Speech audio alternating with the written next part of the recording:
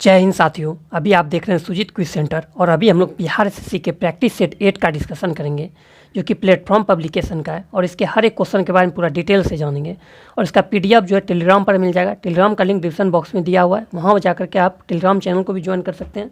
वहाँ पर आपको मैथ का सोल्यूशन भी मिल जाएगा। शुरू करते हैं पहला क्वेश्चन से। पहला क्वेश्चन है आपके सामने,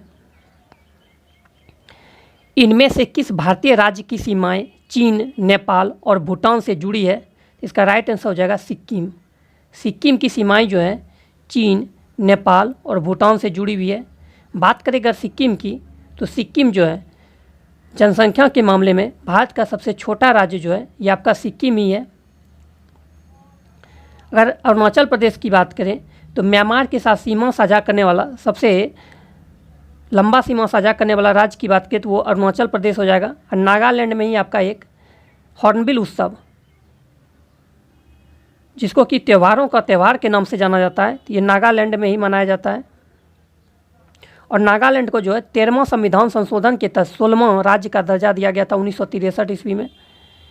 क्वेश्चन नंबर 2 है, विश्व ब्लिट्ज शतरंज चैंपियनशिप में 2 पदक जीतने वाले पहले भारतीय कौन बने हैं? इसका राइट आंसर हो जाएगा कोनेरू हम्पी। कोनेरू हम्पी। अगर बात करें शतरंज की, तो विश्व शतरंज दिवस जो मनाया जाता है ये आपका 20 जुलाई को मनाया जाता है। विश्वनाथ आनंद की बात करें तो भारत के प्रथम ग्रैंड मास्टर जो थे वो विश्वनाथ आनंद ही हैं। नेक्स्ट क्वेश्चन है, हाल में बिहार से संबंध रखने वाले रवि सिन्हा किस विभाग के प्रमुख के रूप में नियुक्त किया गया है? तो इनको जो है रॉ के प्रमुख के रूप में नियुक्त किया गया है। क्वेश्चन नंबर 4 है, इनमें से किस भारतीय राज्य का क्षेत्रफल न्यूनतम है? तो राइट आंसर हो जाएगा उत्तर प्रदेश। राइट आंसर की बात करती है हो जाएगा आपका उत्तर प्रदेश। सबसे अधिक क्षेत्रफल में मामले में बात करें तो सबसे अधिक क्षेत्रफल में है जो है पहले स्थान पर राजस्थान, फिर आपका मध्य प्रदेश है, तब महाराष्ट्र है और चौथे स्थान पर आपका उत्तर प्रदेश में है। क्षेत्रफल के मामले में सबसे बड़ा राज्य राजस्थान, फिर है मध्य प्रदेश, तब महाराष्ट्र, तब उत्तर प्रदेश। वहीं जनसंख्या के मामले में सबसे बड़ा राज्य जो है भारत का वो है उत्तर प्रदेश। 5 नंबर है, वर्ष 2023 में इंटरनेशनल मदर लैंग्वेज अवार्ड से सम्मानित होने वाले पहले भारतीय कौन बने? इसका राइट आंसर हो जाएगा doctor Mahendra Kumar Mishra. Doctor Mahendra Kumar Mishra. 6 number है, चाबहार बंदरगाह किस देश में स्थित है? तो चाबहार बंदरगाह जो है ये ईरान में स्थित है। चाबहार बंदरगाह आपका ईरान में स्थित है।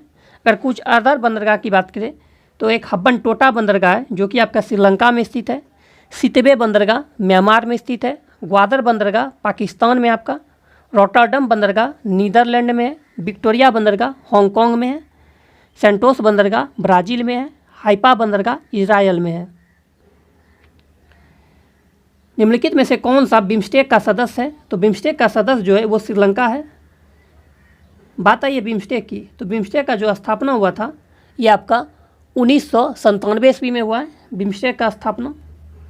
अब बिम्स्टेक का जो मुख्यालय है वो ढाका है। बांग्लादेश की राजधानी ढाका में इसका मुख्यालय है।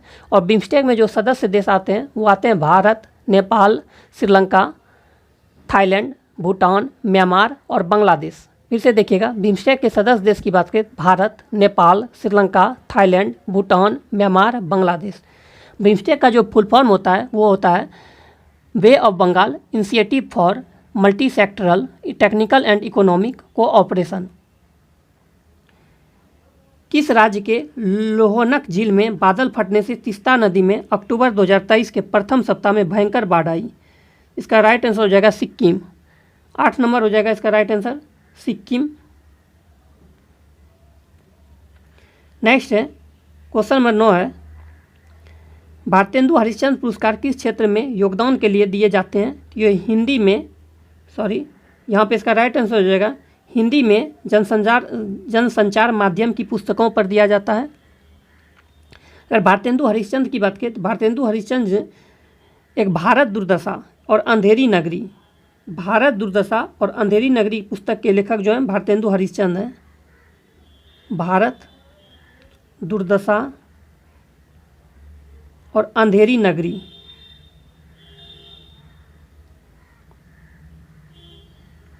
दोनों पुस्तक के लेखक भारतेंदु हरिश्चंद्र ही हैं। जवाहरलाल नेहरू अवार्ड से सम्मानित प्रथम व्यक्ति है ये मार्शल टीटो, सॉरी यूथॉन्ट हो जाएगा, इसका राइट आंसर ए हो जाएगा, यूथॉन्ट। जवाहरलाल नेहरू अवार्ड से सम्मानित प्रथम व्यक्ति हैं यूथॉन्ट हैं। अगर जवाहरलाल नेहरू पुरस्कार की बात करें तो इसकी स्थापना जो हुआ है 1965 ईस्वी में हुआ है जवाहरलाल नेहरू पुरस्कार की स्थापना। नेक्स्ट क्वेश्चन है question number 11, slum dog millionaire film पुस्तक क्वेश्चन एंड आंसर पर आधारित है, जिसके लेखक हैं, इसके लेखक कौन है? तो यह है आपका विकास स्वरूप। गुरु गोविंद सिंह और मुगलों के बीच हुए युद्ध में वीरगति प्राप्त करने वाले योद्धाओं के याद में पंजाब में डाइस आयोजित किया जाता है। तो क्या आयोजित किया जाता है? तो माघी मेला। माघी मेला जो है ये आपका आयोजित किया जाता है। इसका राइट आंसर जो हो जाएगा ये आपका सी हो जाएगा। अगर बात करें गुरु गोविंद सिंह की तो ये सिखों के 10वें गुरु थे गुरु गोविंद सिंह, और जफरनामा के लेखक गुरु गोविंद सिंह हैं।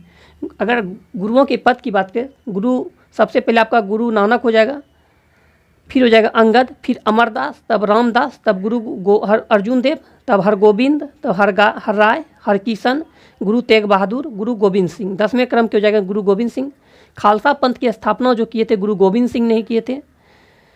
फिर आपका सिखों के 5वें गुरु अर्जुन देव, आदि ग्रंथ के रचयिता जो है गुरु अर्जुन देव ही है, और इसकी हत्या जहांगीर ने करवा दिया था। फिर आपका सिखों के जो 6ठे गुरु थे हरगोबिंद, इन्होंने ही जो है अकाल तख्त की स्थापना हरगोबिंद ने किए थे, और अमृतसर के किले बंदी जो किए थे ये हरगोबिंद ने किए थे। चेचक से जो मृत्यु हुई थी ये सिखों के 8वें गुरु, सिखों के 8वें गुरु हर्राय ने।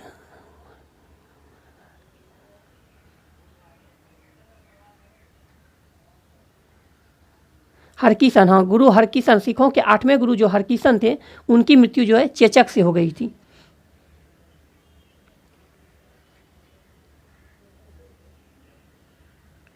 क्वेश्चन नंबर 13 है, भारत के किस राज्य में 2 अक्टूबर 2023 को जातीय सर्वेक्षण के आंकड़े जारी किए गए तथा इस प्रकार सर्वेक्षण जारी करने वाला प्रथम राज्य बना? ये राइट आंसर हो जाएगा बिहार बन गया है जातीय सर्वेक्षण जारी करने वाला प्रथम राज्य।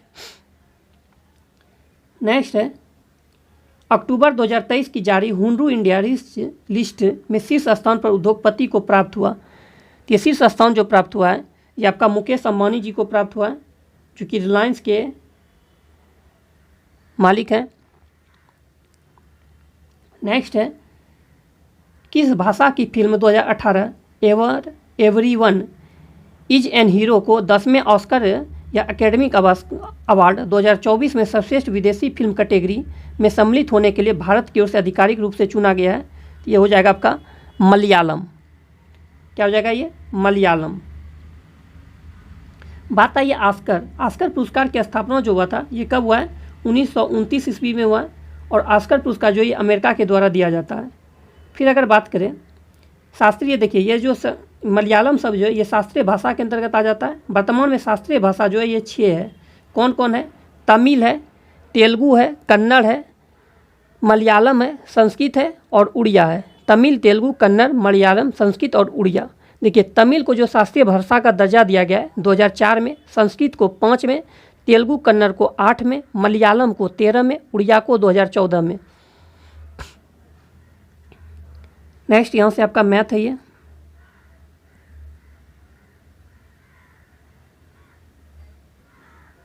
मैथ का सॉल्यूशन जो आपको टेलीग्राम पर मिल जाएगा। नेक्स्ट क्वेश्चन पे बात करते हैं। क्वेश्चन नंबर 31 से, लॉर्ड कर्जन के कार्यकाल के दौरान किस वर्ष भारतीय विश्वविद्यालय अधिनियम पारित किया गया था? इसका राइट आंसर हो जाएगा 1904। लॉर्ड कर्जन के समय जो भारतीय विश्वविद्यालय अधिनियम पारित किया गया था ये आपका 1904 ईस्वी में किया गया था। कर्जन के ही काल में सबसे अधिक रेलवे लाइन का जो विस्तार किया गया था वो कर्जन के समय में किया गया था। रेलवे का जनक जो डलहौजी को माना जाता है, लेकिन रेलवे का सबसे अधिक विस्तार जो हुआ था वो कर्जन के समय में हुआ था। मानव के लिए एक जाति, एक धर्म और एक ईश्वर, यह कथन निम्नलिखित में से किसने दिया? श्री नारायण गुरु ने दिए थे। मानव के लिए एक जाति, एक धर्म और एक ईश्वर। नेक्स्ट क्वेश्चन है, निम्न में से किस वर्ष भारत सरकार ने कोलकाता विश्वविद्यालय की समस्याओं का विश्लेषण करने के लिए सेडलर विश्वविद्यालय आयोग का गठन किया? तो ये हो जाएगा आपका सेडलर आयोग जो गठित हुआ था 1917 ईस्वी में हुआ था, 1917 ईस्वी में। ठीक है, नेक्स्ट है, विश्व स्तर पर प्रत्येक वर्ष 22 को विश्व अल्जाइमर दिवस मनाया जाता है। विश्व अल्जाइमर दिवस जो प्रत्येक वर्ष मनाया जाता है ये 21 सितंबर को मनाया जाता है। 21 सितंबर को विश्व अल्जाइमर दिवस मनाया जाता है आपका प्रत्येक वर्ष। वहीं अगर बात करें प्रतिवर्ष विश्व शांति दिवस जो मनाया जाता है ये 21 सितंबर को मनाया जाता है।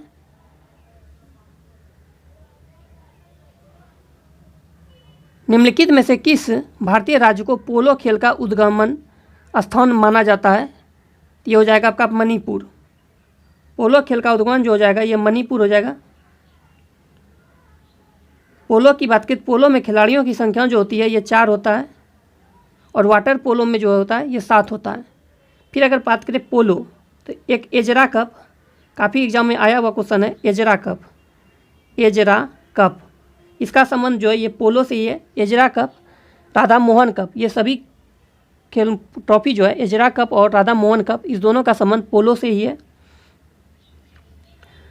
रंगनाथ स्वामी मंदिर को गाली गोपुरम कहा जाता है। गाली गोपुरम का अर्थ क्या है?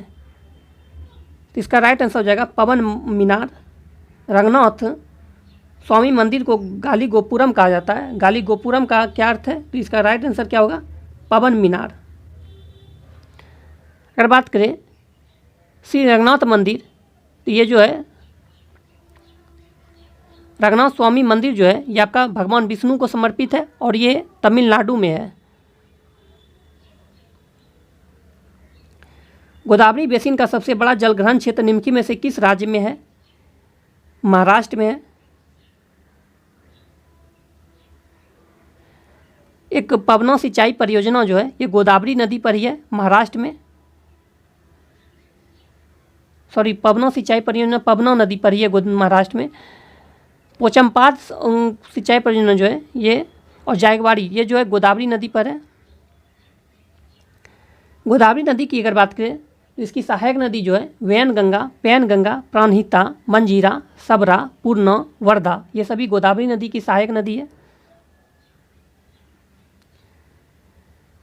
38 है, पृथ्वी की ठोस प्रकृति पर पाई जाने वाली धातुओं की प्रचुरता के संदर्भ में लौह धातु का कौन सा स्थान है? यह दूसरा स्थान है लौह धातु का। लौह धातु का जो स्थान है ये आपका दूसरा स्थान है। नेक्स्ट क्वेश्चन है क्वेश्चन नंबर 39। वर्ष 2011 की जनगणना के अनुसार निम्न में से किस राज्य की प्रजनन दर भारत में सर्वाधिक है? तो बिहार में प्रजनन दर जो है ये सर्वाधिक है। राइट आंसर डी हो जाएगा इसका। नेक्स्ट क्वेश्चन है 40 नंबर।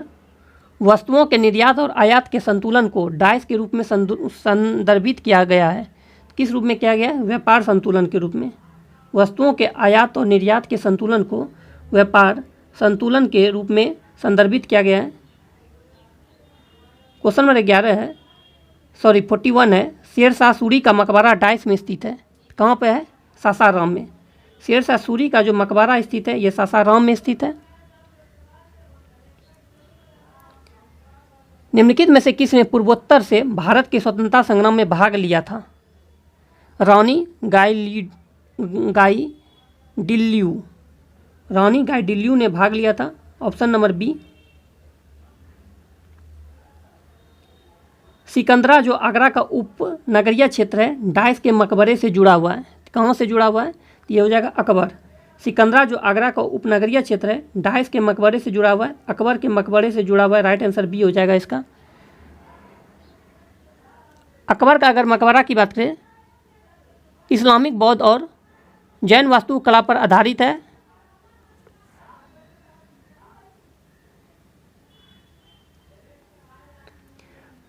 डाइस 44, डाइस को स्वतंत्रता आंदोलन की ग्रैंड ओल्ड लेडी कहा जाता है। अरुणा आसफ अली को, अरुणा आसफ अली को जो है ग्रैंड ओल्ड लेडी कहा जाता है अरुणा आसफ अली को।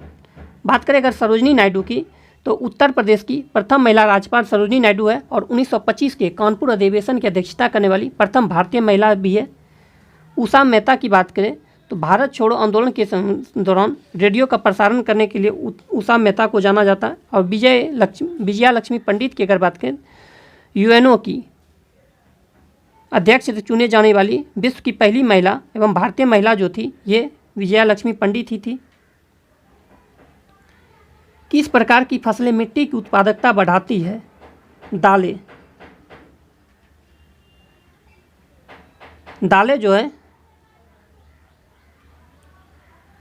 मिट्टी की उत्पादकता को बढ़ाती है। दालें जो ये रबी फसल के अंतर्गत आता है। और विश्व दलहन दिवस जो मनाया जाता है ये 10 फरवरी को मनाया जाता है। और दलहन अनुसंधान संस्थान जो है ये आपका कानपुर में है। 46 मैथ है, यहाँ पे काफ़ी इजी मैथ है ये, सबको नीचे कर देना। 3a = 4b = 5c, तो a:b:c का मान क्या होगा? तो 1/3 = 1/4 = 1/5। इस सब का एलसीएम ले लीजिए। इस सब का एलसीएम हो जाएगा 60 हो जाएगा। यहाँ 60 मल्टीप्लाई कर दीजिए तो ये हो जाएगा 20। यहाँ पे 60 से कीजिएगा तो ये हो जाएगा 15। और यहाँ पे 60 से कीजिएगा तो ये हो जाएगा 12। ऑप्शन डी हो जाएगा। इसी तरह एक दुकानदार क्रय मूल्य से 40% अधिक पर अपने माल को अंकित करता है, अंकित मूल्य पर 25% की छूट देता है, तो उसका लाभ या हानि प्रतिशत क्या होगा?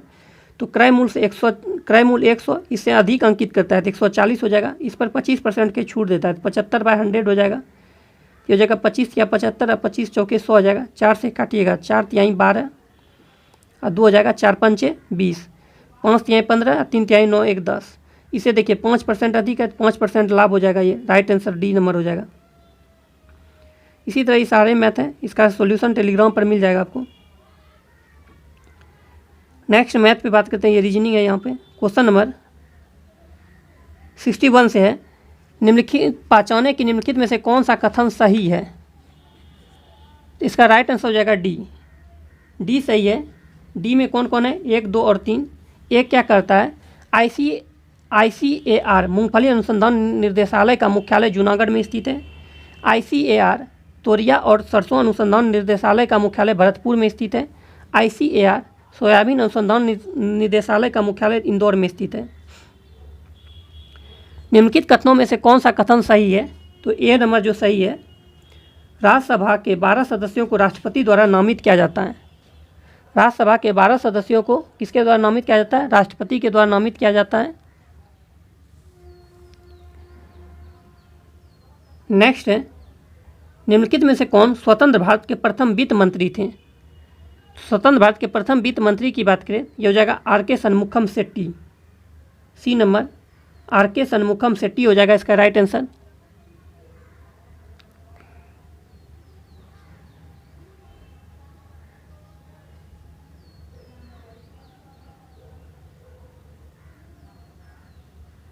नेक्स्ट है, सुंगोली की संधि 1816 ईस्वी ब्रिटिश और डाइस के बीच हस्तांतरित की गई थी। ये हो जाएगा आपका गोरखा। ब्रिटिश और गोरखा के बीच हस्तांतरित किया गया था सुंगोली की संधि 1816 ईस्वी में हुआ था और ये हेस्टिंग के समय में हुआ था।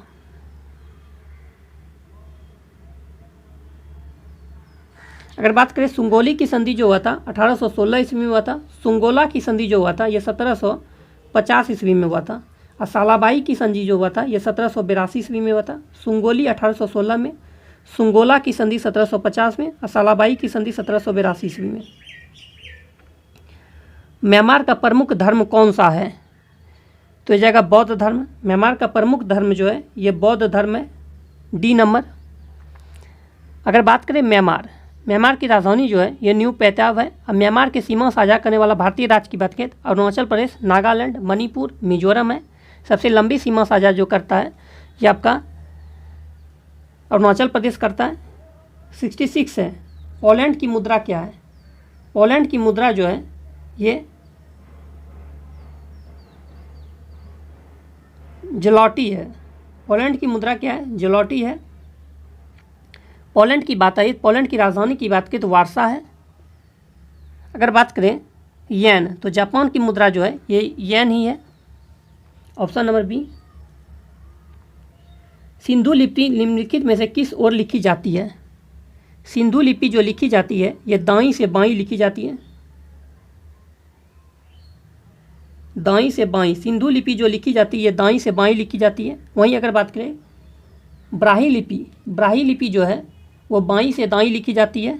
खरोष्टी लिपि दाईं से बाईं लिखी जाती है। सिंधु लिपि दाईं से बाईं, खरोष्टी लिपि दाईं से बाईं और ब्राही लिपि बाईं से दाईं लिखा जाता है। अगर बात करें सिंधु सभ्यता का, तो सिंधु सभ्यता की लिपि जो है वो भावचित्रात्मक ही है।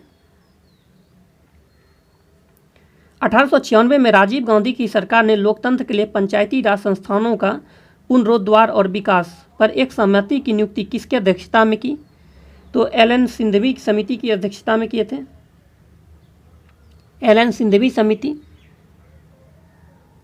अगर बात करें एलन सिंघवी समिति जो ये पंचायती राज से संबंधित है। यहाँ पे मैच करना है कौन सा कब शुरू किया गया था। तो देखिए सर्व शिक्षा अभियान, सर्व शिक्षा अभियान जो शुरू किया गया ये 2001 ईस्वी में शुरू किया गया था, 3 नंबर हो जाएगा। साक्षर भारत मिशन जो शुरुआत किया गया था ये 2009 ईस्वी में शुरू किया गया था। Operation black board, operation black board कार्यक्रम की शुरुआत जो किया गया था 1987 ईस्वी में, और साक्षरता मिशन की शुरुआत 1988 में किया गया था। अगर वही राइट आंसर की बात करें तो ये हो जाएगा कॉलम में 3, 4, 1, 2। सर्व शिक्षा अभियान 2001 में, साक्षर भारत मिशन 2009 में, ऑपरेशन ब्लैक बोर्ड 1987 में, राष्ट्रीय साक्षरता मिशन 1988 में। निम्नलिखित में से किसे मानव विकास सूचकांक HDI के अंतर्गत शामिल नहीं किया जाता है? तो डी नंबर को, सामाजिक असमानता को नहीं शामिल किया जाता है, डी नंबर हो जाएगा। क्या किसको किसको जाता है? क्या जो जाता है ये प्रति व्यक्ति आय, जन्म के समय संभावित आयु, विद्यालयी औसत आयु 25 वर्ष या उससे अधिक, इसको किया जाता है। अब देखिए पंचवर्षीय योजना की अगर बात करें तो 5वीं पंचवर्षीय योजना जो है 1974 से 78 में था। द्वितीय पंचवर्षीय योजना 1956 से 61 हो जाएगा। 8वीं पंचवर्षीय योजना की बात करें तो 8वीं पंचवर्षीय योजना यहाँ पे हो जाएगा 1992, और 7वीं पंचवर्षीय योजना 1985 हो जाएगा। पंचवर्षीय योजना का जो लिया गया है ये रूस के संविधान से लिया गया है। और बात करें प्रथम पंचवर्षीय योजना जो है हेराल्ड डोबर मॉडल पर आधारित था, और द्वितीय पंचवर्षीय योजना PC महालनोबिस मॉडल पर आधारित था। तृतीय पंचवर्षीय योजना अगर बात करें तो श्वेत क्रांति की शुरुआत जो हुआ था, हरित क्रांति की जो शुरुआत हुआ था ये तृतीय पंचवर्षीय योजना में हुआ था, और श्वेत क्रांति की शुरुआत जो हुआ था ये चतुर्थ पंचवर्षीय योजना में हुआ था। 20 सूत्री कार्यक्रम की शुरुआत जो हुआ था ये 5वीं पंचवर्षीय योजना में हुआ था। अगर बात करें महिला कोष की स्थापना जो हुआ था ये 7वीं पंचवर्षीय योजना में हुआ था, महिला कोष की स्थापना।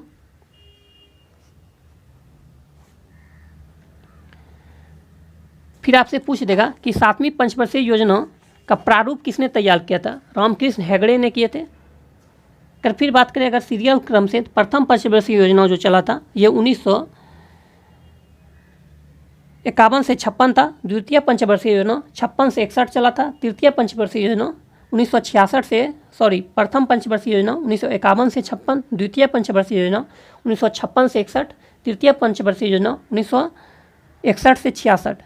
फिर आपका योजना अवकाश लग गया 1966 से 69 में। फिर चतुर्थ पंचवर्षीय योजना 1969 से 74, 5वीं पंचवर्षीय योजना 1974 से 78। फिर आपका योजना अवकाश था 1978 से 80। फिर छठी पंचवर्षीय योजना 1980 से 85, 7वीं पंचवर्षीय योजना 1985 से 90, 8वीं पंचवर्षीय योजना, फिर देखिए योजना अवकाश था 90 से 92 में। फिर 8वीं पंचवर्षीय योजना 1992 से 97, 9वीं पंचवर्षीय योजना 1997 से 2002, 10वीं पंचवर्षीय योजना 2002 से 2007, 11वीं पंचवर्षीय योजना 2007 से 2009, और 12वीं पंचवर्षीय योजना 2012 से 2017। पिछड़े एवं विकासशील देश के लिए रोलिंग प्लान का सुझाव किसके द्वारा दिया गया था? ये गुनार्ड मिल्डर के द्वारा दिया गया था। इसका राइट आंसर जो हो जाएगा ये हो जाएगा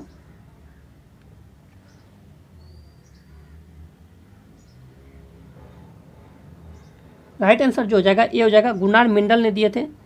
और ये जो हुआ था 1878 ईस्वी में जनता पार्टी के समय आया था रोलिंग प्लान, और उस समय जो भारत के प्रधानमंत्री थे मोरारजी देसाई थे।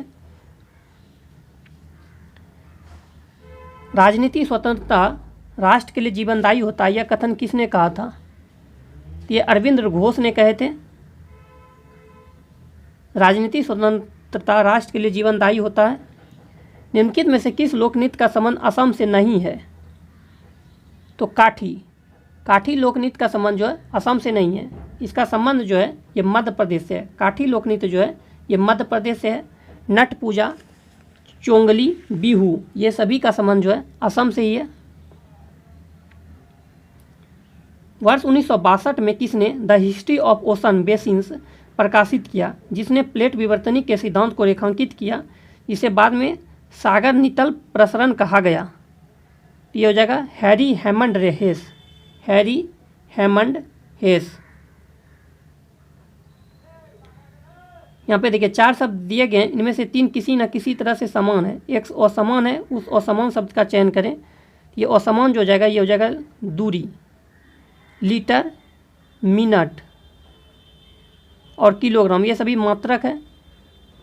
देखिए दूरी जो है ये एक मतलब शब्द मापता है इसलिए दूरी हो जाएगा राइट आंसर। फिर यहाँ से आपका रीजनिंग है, रीजनिंग खुद से आप सॉल्यूशन कीजिएगा और इसका PDF भी आपको मिल जाएगा। देखिए यहाँ से टोटल रीजनिंग ही है।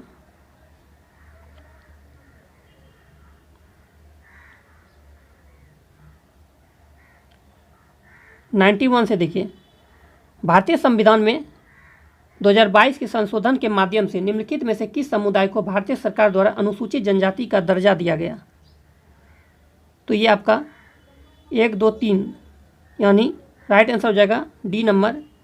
नरी कोरम समुदाय, हट्टी समुदाय, कड्डू कुरबा समुदाय को दिया गया है। अवध राज्य को किसने ब्रिटिश भारत राज्य में मिला लिया था? तो डलहौजी ने मिला लिया था अवध को, कुशासन के आरोप लगाकर 1856 ईस्वी में। 1856 ईस्वी में मिला लिया था। सबसे पहले जो है सतारा को इसने 1848 ईस्वी में मिलाया था। सतारा को 1848 ईस्वी में, फिर झांसी को 1853 ईस्वी में, नागपुर को 1854 ईस्वी में और अवध को 1856 ईस्वी में कुशासन का आरोप लगा करके। 93 है, अंतर्राष्ट्रीय श्रम संगठन का मुख्यालय स्थित है? तो ये जो है जेनेवा जो कि स्विट्जरलैंड में यहीं पर स्थित है अंतर्राष्ट्रीय श्रम संगठन का मुख्यालय।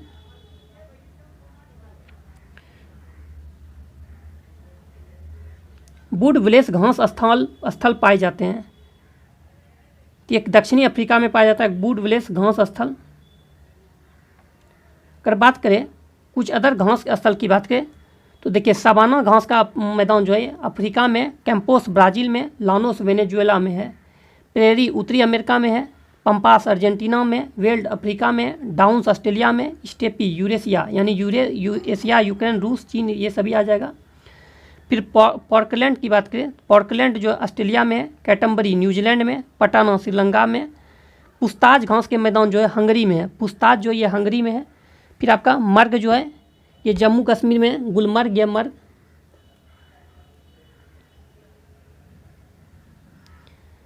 लेबर कप संबंधित है? लेबर कप जो है ये टेबल टेनिस से संबंधित है।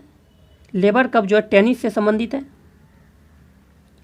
कंप्यूटर की तकनीकी पीढ़ियों में से किस में ट्रांजिस्टर की तकनीकी का उपयोग सबसे पहली बार किया गया था? तो ट्रांजिस्टर की तकनीकी का जो पहली बार उपयोग किया गया था ये हो जाएगा दूसरा में, राइट बी हो जाएगा। 97 एक तत्व जो प्रकृति में नहीं मिलता परंतु इसे कृत्रिम रूप में बनाया जा सकता है, ये हो जाएगा प्लूटोनियम। भारत में निम्न में से क्या राष्ट्रीय विनिर्माण नीति का एक उद्देश्य नहीं है? तो राइट आंसर ये हो जाएगा, ये नहीं है। 2022 तक विनिर्माण वस्तुओं के निर्यात को दोगुना करना, ये नहीं है। है क्या? वैश्विक प्रतिस्पर्धा, घरेलू मूल्यवर्धन, तकनीकी गहराई और विकास की पर्यावरणीय स्थिरता को बढ़ाना। 2022 तक GOP में विनिर्माण का सेक्टोरल हिस्सा बढ़ाकर कम से कम 25% करना। रोजगार समृद्धि की दर में वृद्धि करना ताकि 2022 तक 100 मिलियन अतिरिक्त रोजगार सृजित किए जा सकें। उस प्रसिद्ध जीव वैज्ञानिक का नाम बताइए जिसने गैलापागोस द्वीप समूह का नाम जुड़ा हुआ है। ये हो जाएगा Charles Darwin. Charles Darwin right answer ये हो जाएगा। अब बात करें गैलापागोस द्वीप, तो ये कहाँ पर है? इक्वाडोर में स्थित है गैलापागोस द्वीप। विटामिन सी की कमी से इनमें से कौन सा रोग होता है? स्कर्वी। स्कर्वी रोग जो होता है विटामिन सी की कमी से होता है। विटामिन सी का रासायनिक नाम जो है ये स्कॉर्बिक एसिड है। विटामिन ए का रासायनिक नाम जो है थायमिन है और इसकी कमी से विटामिन ए का रासायनिक नाम रेटिनॉल है और उसकी कमी से जो है रतौंधी होता है। विटामिन B1 हो जाएगा थायमिन, विटामिन B2 राइबोफ्लोविन हो जाएगा, विटामिन B3 नियासिन या निकोटोमाइन हो जाएगा, विटामिन B5 पैंथोनिक अम्ल, vitamin B6 pyridoxine, vitamin B7 biotin, vitamin B11 folic अम्ल, vitamin B12 cyanocobalamin, vitamin C ascorbic acid, vitamin D calciferol, vitamin E tocopherol, vitamin K phylloquinone हो जाएगा। 101 number,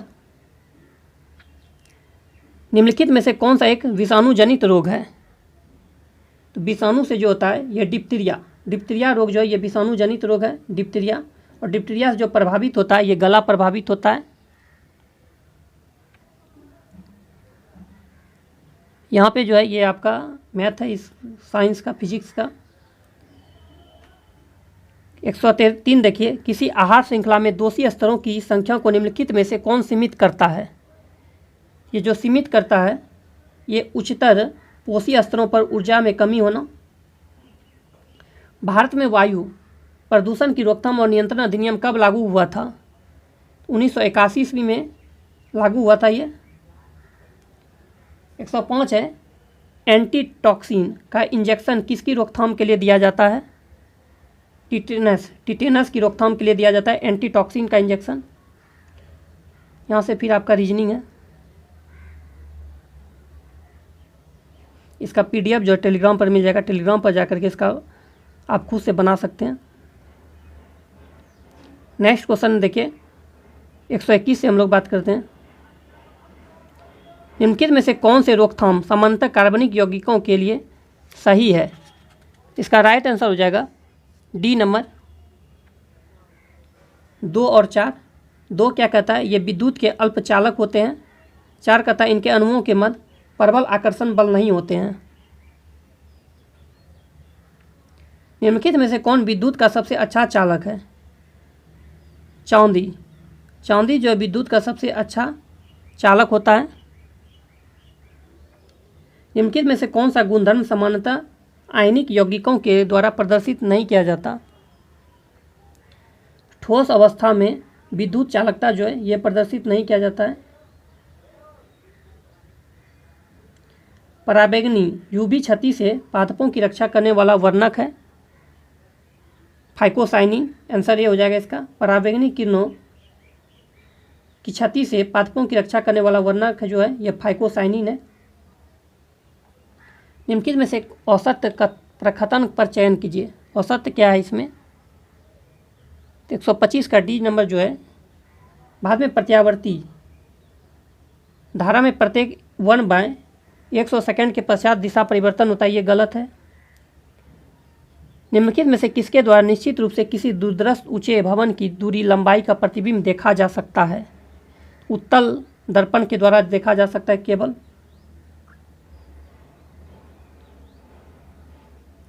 मानव शरीर में उस एंजाइम का नाम बताएं जो कार्बोहाइड्रेट को तोड़ने में मदद करता है। एमाइलेज। सूर्य सदैव पूर्व में निकलता है क्योंकि पृथ्वी पश्चिम से पूर्व की ओर घूमती है। सूर्य सदैव पूर्व में निकलता है क्योंकि पृथ्वी जो है पश्चिम से पूर्व में घूमती है। नेक्स्ट यहाँ पे 130 नंबर में देखिए, इसका राइट आंसर जो हो जाएगा ये C हो जाएगा। ऋषभ पंत 2022 के लिए टेस्ट मैच में सर्वश्रेष्ठ बल्लेबाज है। जसप्रीत बुमराह की अगर बात करें तो वर्ष 2022 के लिए टेस्ट मैचों में सर्वश्रेष्ठ गेंदबाज हैं। सूर्य कुमार की अगर बात करें तो वर्ष 2022 के लिए एक दिवसीय अंतर्राष्ट्रीय मैच में सूर्य कुमार यादव की बात करें तो वर्ष 2022 के लिए T20 मैच में सर्वश्रेष्ठ बल्लेबाज हैं। और श्रेयस अय्यर की बात करें तो वर्ष 2022 के लिए एक दिवसीय अंतर्राष्ट्रीय मैचों में सर्वश्रेष्ठ बल्लेबाज हैं। मोबाइल फ़ोन बैटरी में निम्नलिखित में से कौन सा धातु उपयोग में लाई जाती है? ये लिथियम लाया जाता है। आंसर नंबर डी हो जाएगा। गुरुत्वाकर्षण का नियम किसके द्वारा प्रतिपादित किया गया था? आइजैक न्यूटन के द्वारा किया गया था। आकाश का नीला रंग निम्न में से किसके कारण होता है? तो आकाश का रंग जो नीला होता है ये प्रकाश के प्रकीर्णन की वजह से होता है। आकाश का रंग नीला होता है प्रकाश के प्रकीर्णन की वजह से। व्यायाम विज्ञान पर अध्ययन किस शाखा में होता है? तो कैलिस्थेनिक्स शाखा में होता है। मलेरिया रोधी दवा क्विनीन इनमें से किस पौधे से प्राप्त किया जाता है? ये कुनैन से प्राप्त किया जाता है। नेक्स्ट यहाँ से रीजनिंग आपका